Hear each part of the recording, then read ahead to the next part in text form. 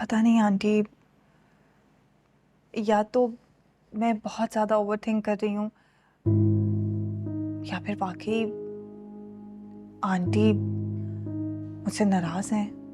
अ, उसने तुमसे कुछ कहा तो नहीं? अब नहीं, कुछ भी नहीं कहा।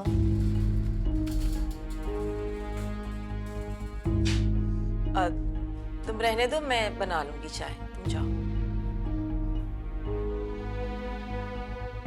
नहीं, उन्होंने मुझे ऐसा कुछ नहीं कहा, लेकिन पता नहीं उनका मूड कुछ ठीक नहीं है। वो मुझे इग्नोर कर रही है। हालांकि लाइबा अंकल वो बहुत फ्रेंडली हैं मेरे साथ। आंटी भी बहुत केयरिंग थी, मेरा बहुत ख्याल रखती थी। मुझे समझ नहीं आ रहा कि ऐसा क्या हुआ है, और मैं तो यहाँ थी भी नहीं आनी। अ, तुम्हारे ना नर्वस ब्रेकडाउन वाली बात ना उसे पता चल गई। आई थी मेरे पास, शिकायत कर रही थी मुझसे कि मैंने इस बारे में उसे क्यों नहीं बताया।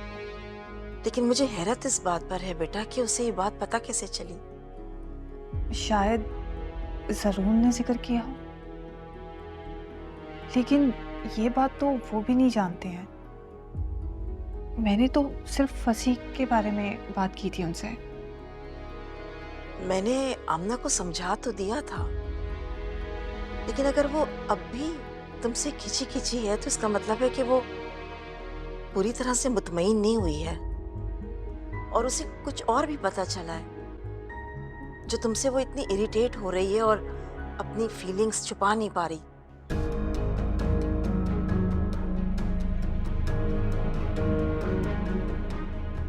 सहीफा आंटी ने तो नहीं बताया ना? आ, हाँ, मेरा पहला शक उसी की तरफ गया था, लेकिन तू परेशान मत हो बेटा। इधर आओ, मेरे पास बैठो। हाँ, इधर आओ, शाबाश, आओ बेटा।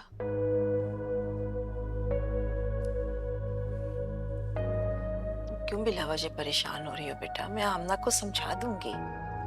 और देखो ना, सबसे बढ़कर तुम्हारा शौहर तुम्हारे साथ है, उसे तुम पर पूरा ट्रस्ट है। और तुम्हें क्या चाहिए? मैं आमना को जानती हूँ, बहुत अच्छे दिल की इंसान है वो। तुम्हारे साथ कभी भी कोई ज्यादती नहीं होने देगी।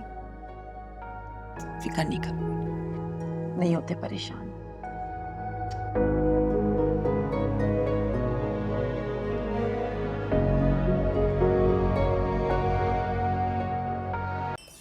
अस्सलाम वालेकुम।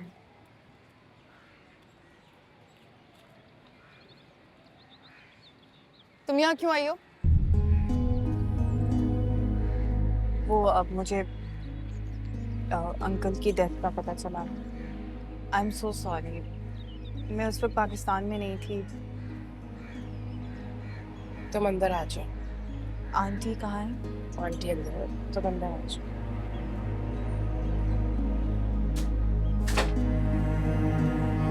अच्छा आंटी, मैं अब चलती हूँ। थोड़ी देर और रुक जाती। मैं फिर आऊंगी। आप अपना बहुत ख्याल रखिएगा, और किसी भी चीज की जरूरत हो तो बिला झिझक मुझे बोल दीजिए। आप मेरी माँ जैसी हैं। मैं आपका दुख कम तो नहीं कर सकती, लेकिन अल्लाह से दुआ करूंगी कि वो आपको सब्र दे।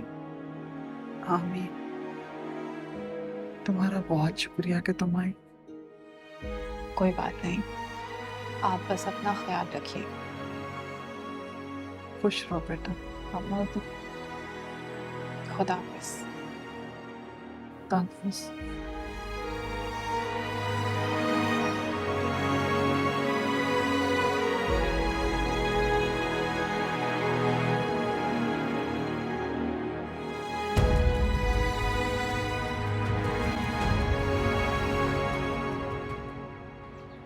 क्या मिला ये सब ड्रामा करके? मैं तुमसे बात भी नहीं करना चाहती, इसलिए तुम्हें जो कहना है कहो, मुझे कोई फर्क नहीं पड़ता। दोस्ती तो तुम्हारी मुझसे थी, मुझसे तो तुमने एक लफ्ज़ ताज़ियत का नहीं कहा। मेरी अम्मी और बहन से तो गले लग लग के ऐसे रो रही थी जैसे क्या मिलेगा ये सब करके? बताओ, ड्रामा क्यों कर रही हो? क्योंकि दोस्ती को तुम ही ने गंदा किया।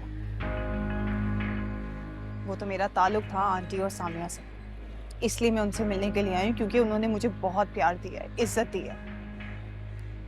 तुमसे तो मैं बात भी नहीं करना चाहती। मेरी बात सुनो, मेरे घर में खड़ी हो तुम, मेरे घर में मेरी इंसल्ट कर रही हो। Get out. किरण, ये क्या बदतमीजी है? कोई लिहाज तमीज नहीं है तुम में? इसको लिहाज तमीज थी? आप नहीं जानती, मेरे साथ बिल्कुल ऐसे ही सलूक किया था इसने अपने घर पे। किरण, इसका हरगिज ये मतलब नहीं है कि तुम इसकी इंसल्ट करो। मौका तो देखो। इसने मौका देखा था? मुझे अम्मी ने बताया था कि तुम लोगों का झगड़ा हो गया है, लेकिन ये झगड़े के बावजूद हमारा दिल रखने आई है। जो भी गिला शिकवा है मैं तुम लोगों की सुलह करवा देती हूँ। नहीं आपी, आपको मुझसे माफ़ी मांगने की कोई ज़रूरत नहीं है, और मैं यहाँ झगड़ा करने की नीयत से नहीं आई हूँ। वो तो मेरा आपसे और आंटी से ताल्लुक़ है, तो खुद को मैं रोक नहीं सकी। बाकी किरण ने जो मेरे साथ किया है, उसके बाद सुलह की कोई गुंजाइश नहीं बची। जहाँ लड़ाई झगड़े हों वहाँ सुलह की जाती है, लेकिन जहाँ धोखा दिया जाए वहाँ सुलह नहीं होती, बल्कि रास्ते जुदा कर लिए जाते हैं। खुदा हाफिज़।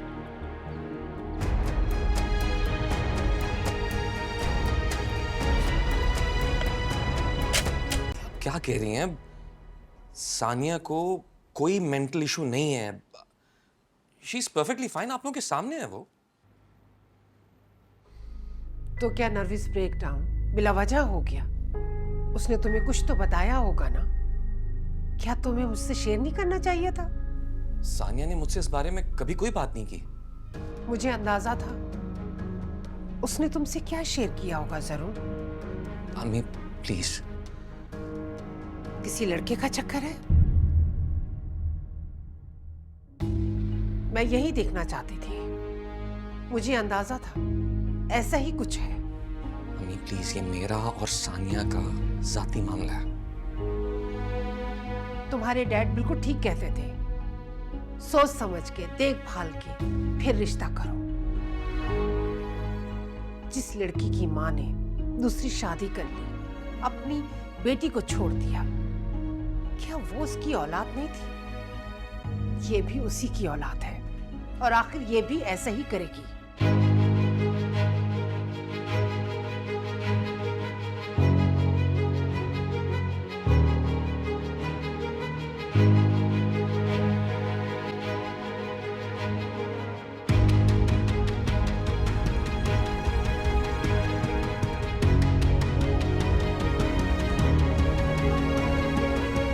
सानिया,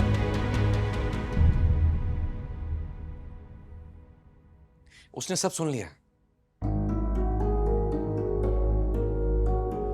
अम्मी, सानिया से मेरी शादी में आपकी रजामंदी भी शामिल थी। अब अचानक आपको उसमें इश्यूज क्यों नजर आने लगे? आपने उसके किरदार पर बात कर दी। सानिया अपने पेरेंट्स के किसी भी अच्छे या बुरे अमल के लिए जवाबदेह नहीं है। देखो जरूर, ना मैं तुम्हारी दुश्मन हूं और ना ही सानिया की। और सहीफा ने जो बातें की हैं उन्हें इग्नोर तो नहीं किया जा सकता ना। सानिया के नर्वस ब्रेकडाउन होने का भी उसने बताया है। मुझे तो अफसोस नाजरीन पे हो रहा है, जिसे मैं अपनी बहन समझती थी। उसने भी मुझसे सब कुछ छुपाया। आप सईफा आंटी की बातों को बेस बनाकर ये सब कह रही हैं? सीरियसली अम्मी? मैं तुम्हें पहले ही कह रहा था कि एटलीस्ट इस औरत की बातों पर आंखें बंद करके यकीन मत करो। या तो तुमने खुद नोटिस लिया हो, और अगर नहीं तो तुम्हें किसी की बात पर यकीन नहीं करना चाहिए इस तरह। अगर नहीं तो तुम्हें ये इल्जाम नहीं लगाना चाहिए। मैं सानिया के बारे में ये सब बर्दाश्त नहीं करूंगा। आपको अगर अब भी सानिया से कोई प्रॉब्लम है तो मैं उसे लेकर कहीं और शिफ्ट हो जाता हूं। जरूर, क्या हो गया? जरा सी बात पे तुम इतना रिएक्ट कर रहे हो? इतनी सी बात नहीं है बाबा। अम्मी ने बहुत कुछ कहा है, और वो भी मेरी बीवी के बारे में। उसकी इज्जत मुझसे जुड़ी है। और उसके बारे में कोई भी गलत बात मैं बर्दाश्त नहीं करूंगा।